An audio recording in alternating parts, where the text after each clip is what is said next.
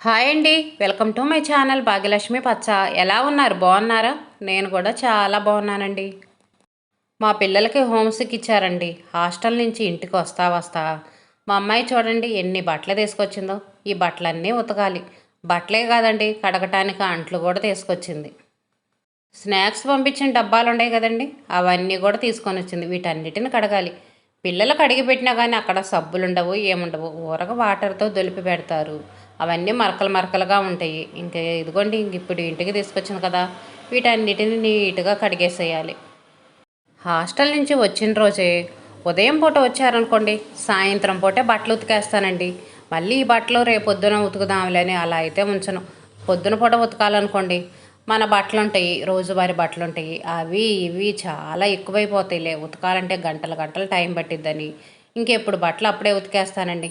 ఇప్పుడు వాతావరణం చల్లగా, గాలి చూడండి ఎలా వస్తుందో, మొబ్బట్టింది, గాలి వస్తుంది.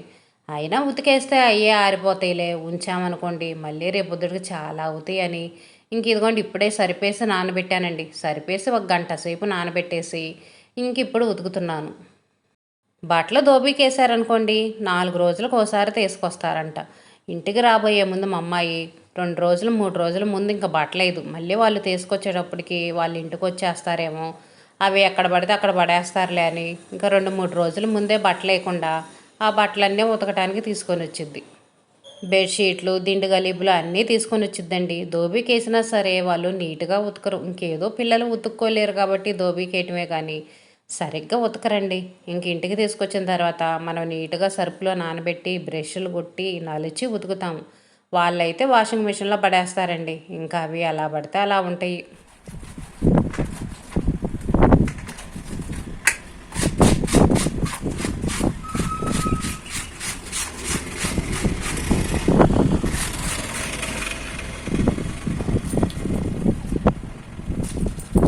గాలి చూడండి అసలుకి ఎంత గాలి వస్తుందో.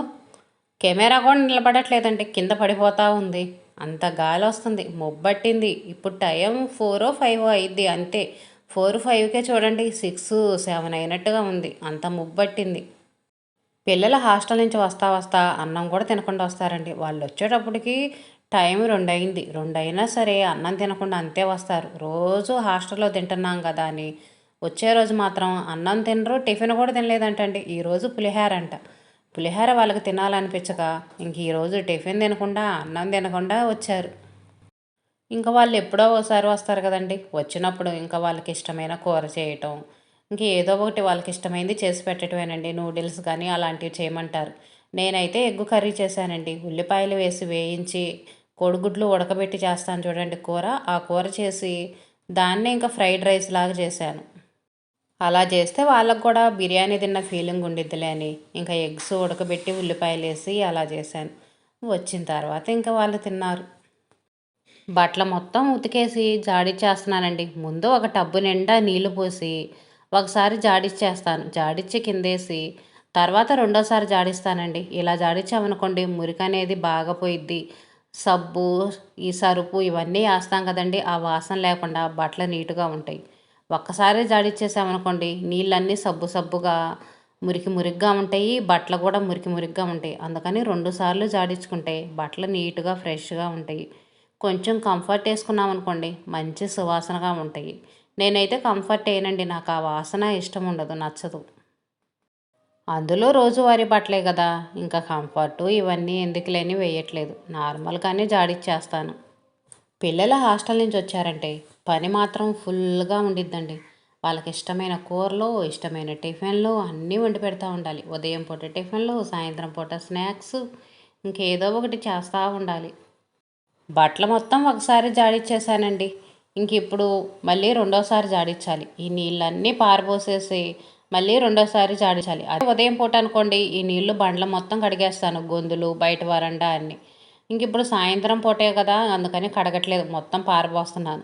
ఇవన్నీ బయట అరుగుల మీద మెట్ల మీద పోసినా కానీ సబ్బు నీళ్ళు సరుపు నీళ్ళు కదండి, జారి పడతారు. అందుకనే మొత్తం ఇంకా పారబోసేస్తున్నాను. బట్టలు ఉతికిన వెంటనే ఆరేయకూడదండి. కాసేపు ఉంచామనుకోండి నీళ్ళన్నీ కారిపోతాయి. నీళ్ళన్నీ కారిపోయిన తర్వాత ఆరేసామనుకోండి బట్టలు ముడతలు లేకుండా నీట్గా ఉంటాయి. దోశలకి ఇంకా బియ్యం మినపప్పు నానబోసానండి, వాటిని కడుగుతున్నాను. మా అమ్మాయి హాస్టల్ నుంచి వచ్చిందంటే ఇంకా రోజు టిఫిన్ దోశలే, ఎక్కువ శాతం ఇంక ఇంట్లో దోశలే ఉంటాయండి, వేరే టిఫిన్ అనేది ఉండదు. అందుకనే వాళ్ళు వస్తున్నారని ఈరోజే దోశలకు నానబోసాను. 2-3 రోజులు బట్టి ఇంట్లో పిండి కూడా ఏమి లేదు. మళ్ళీ వాళ్ళు వచ్చారంటే రోజు దోశలే కదా, మళ్ళీ మనము దోశలు వండుకోవటం, వాళ్ళు వచ్చిన తర్వాత దోశలు ఎందుకులని 2-3 రోజులు ఏదో ఒక టిఫిన్తో కాలం గడిపేశాను. ఫ్రైడ్ రైస్ కానీ ఇంకా ఏదో ఒకటి చేశాను. ఈ రోజైతే ఇంక ఇదిగోండి దోశలకు నానబోసాను.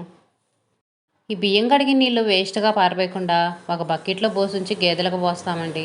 బియ్యం కడిగిన నీళ్ళు, మినపప్పు కడిగిన నీళ్ళు మంచిది కదండి, గేదెలు తాగుతాయి. అందుకని బకెట్లో పోసి గేదెలకు పోస్తాను. పొట్టు మినపప్పు అయితే ఇంకా బలం అండి, కాకపోతే పొట్టి వాడట్లేదు. అవి కడగాలంటే చాలా టైం పట్టింది, చాలా లేట్ అయిద్దండి. కాకపోతే పొట్టు మినపప్పే రుచి బాగుంటాయి దోశలు కానీ, గారెలు కానీ, ఏవైనా కానీ. ఇంకా మనకి హెల్త్కి కూడా చాలా మంచిది, గేదెలకు కూడా చాలా మంచిది. పొట్టు అనేది ఎక్కువగా వచ్చింది కదండి, కుర్తి కూడా చాలా ఎక్కువ వస్తాయి.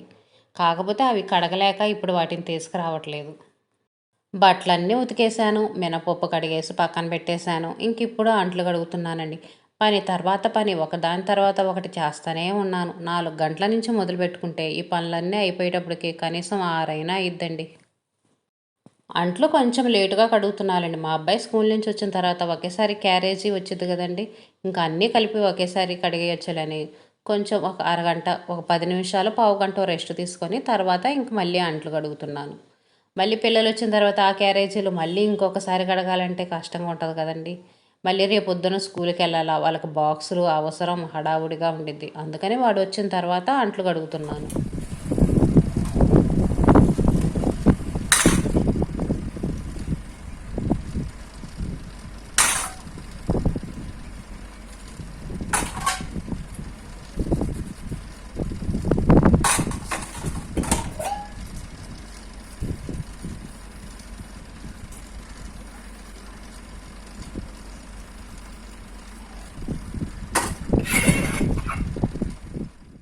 నిన్న సాయంత్రం చేనుకెళ్ళి కూరగాయల విత్తనాలు అవి నాటి కాసేపు కలుపు తీసొచ్చానండి. ఈరోజు వెళ్దామంటే ఇంకా సాయంత్రం పూట ఈ పనే సరిపోయిందండి. బట్టలు అవి ఎక్కువగా ఉన్నాయి, అంట్లు అవి ఎక్కువగా ఉన్నాయిలని ఈ రోజైతే వెళ్ళలేదు.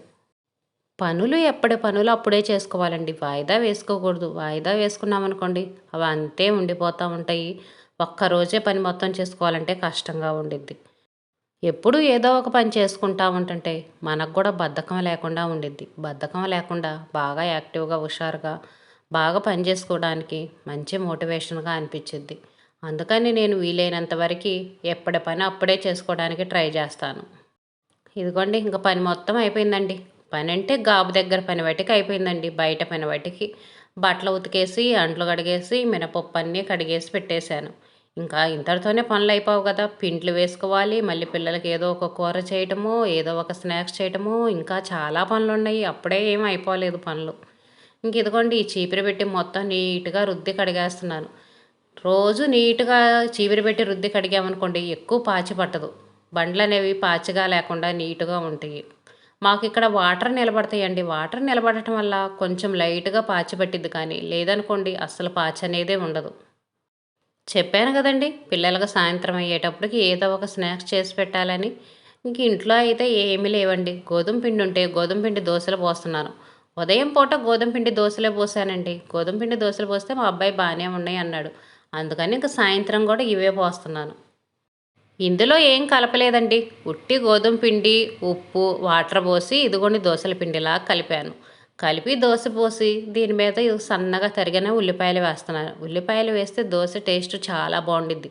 నార్మల్గా ఉట్టి దోశ తినే కంటే కూడా ఉల్లిపాయలు వేసుకొని ఇలా పైన కొంచెం కారం చల్లుకొని బాగా నూనె వేసుకొని తింటే దోశలు బాగుంటాయి, చాలా టేస్టీగా ఉంటాయి. ప్లెయిన్ దోశ కంటే కూడా ఇలా పోసుకుంటే దోశలు చాలా బాగుంటాయండి. చట్నీ కూడా అవసరం లేదు, ఇంకా ఇలాగే ఉట్టి తినేయచ్చు. కాకపోతే జాగ్రత్తగా పోసుకోవాలండి, గోధుమ పిండి దోశలు కదా ఇరిగిపోతూ ఉంటాయి. పిండి కొంచెం పలచగా కలుపుకొని రుద్దే పని లేకుండా మామూలుగా ఇలా పెనం మీద దోశలాగా పోసేసుకుంటే సరిపోయిద్దండి. రుద్దామనుకోండి ఉండలు ఉండలుగా వచ్చిద్ది. రుద్దే పని లేకుండా పలచగా కలుపుకొని దోశలాగా పోసుకోండి, పర్ఫెక్ట్గా బాగానే వచ్చిద్ది. మా పిల్లలకైతే దోశలు బాగానే నచ్చినాయి అంటండి, ఇష్టంగానే తిన్నారు. ఇంకేదో దోశలు పోసిన తర్వాత ఇప్పుడు పిండి వేసుకుంటున్నారు. పిండి వేసి పెట్టారంటే 2-3 రోజుల దాకా ఇబ్బంది లేకుండా ఉండిద్దండి. దోసల పిండిలో కొంచెం అన్నం వేస్తున్నాను. ఉదయం పూట అన్నం మిగిలింది కొంచెం, ఆ అన్నం వేస్తున్నా. అన్నం వేస్తే దోసలనేవి బాగా క్రిస్పీగా కరకరలాడతా బావుంటాయి, మెత్తగా ఉంటాయి అన్నారు. అందుకని కొంచెం అన్నం వేస్తున్నాను. ఇదివరకు ఎప్పుడో ఒకసారి వేశానండి. వేస్తే నాకు టేస్ట్ అంతగా నచ్చలేదు. అందుకని అప్పటి నుంచి వేయట్లేదు. ఈరోజు మాత్రం కొంచెం మినపప్పు తక్కువగా ఉన్నాయి. అందుకనే కొంచెం రైస్ వేశాను. కొంచెమే వేశానండి. కేజీ పిండికి కొంచెమే వేశాను. చాలా తక్కువ వేశాను. 2 గ్లాసుల బియ్యానికి 1 గ్లాసు మినపప్పు వేస్తారు కదండీ! నాకు కొంచెం క్వాంటిటీ అనేవి తగ్గినియి. అందుకని రైస్ వేశాను. గ్రైండర్‌లో వేసుకుంటే మాత్రం టేస్ట్ చాలా బావుంటాయండి. ఇంకా మిక్సీలో వేసుకుంటే మాత్రం ఈ విధంగా పర్ఫెక్ట్‌గా కొలతలతో వేసుకుంటేనే దోసలు బావుంటాయి. కొంచెం మినపప్పు తక్కువైనా సరే గట్టిగా ఉంటాయి. మిక్సీకి వేసేటప్పుడు పిండి మాత్రం కొంచెం త్వరగానే వేసుకోవాలండి. నైటు ఎక్కువసేపు పులిస్తేనే పిండి అనేది పొంగిద్ది. ఎక్కువసేపు పులవలేదనుకోండి పిండి పొంగదు, దోసలు చప్పగా ఉంటాయి. టేస్ట్ అంత బావుండదు. పిండి నేను సాయంత్రం 6 గంటలకు వేసానండి. మళ్ళీ ఉదయం దోసలు పోసుకునేదాకా పిండి బయటే ఉంచుతాను. అప్పుడే పిండి బాగా పులిసి దోసల టేస్ట్ చాలా బావుంటాయి. వీడియో నచ్చితే సబ్స్క్రైబ్ చేసుకొని లైక్ ఇవ్వండి.